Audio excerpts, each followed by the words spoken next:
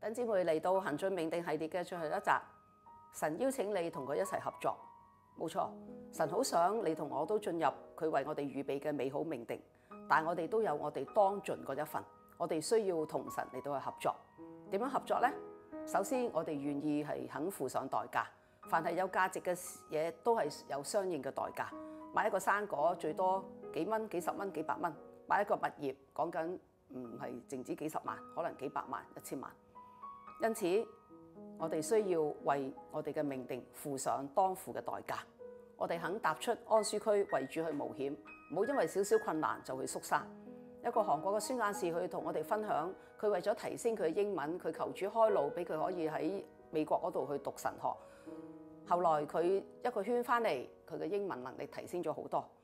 跟住佢又同我哋分享，佢學呢一個嘅俄文嘅時候，佢曾經有年幾2年嘅時間，每一日都花上6個小時嚟到學俄文。呢啲功夫係唔慳得嘅。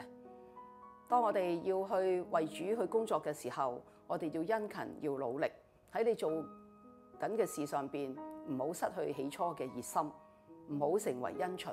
我哋要常常去數算主恩，去睇見神嘅作為，我哋就心歡喜靈快樂啦。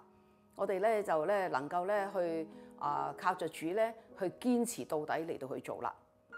我哋咧又需要咧嚟到咧去作好一啲嘅裝備啦、訓練啦。有人話機會係留俾嗰啲有準備嘅人嘅，冇錯。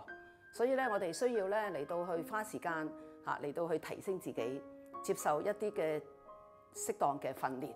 我哋又需要花時間嚟到去親近神。我哋要需要花時間咧嚟到去讀聖經。我哋要去提升操練我哋嘅信心。信道係從聽道而嚟。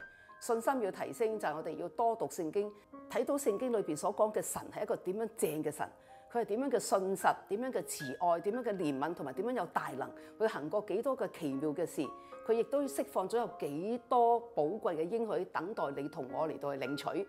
咁以至我哋去咁熟聖經嘅時候，我哋就常常可以宣告聖經嘅應許，睇見神作出奇妙嘅事，我哋嘅信心又一次一次咁樣被提升。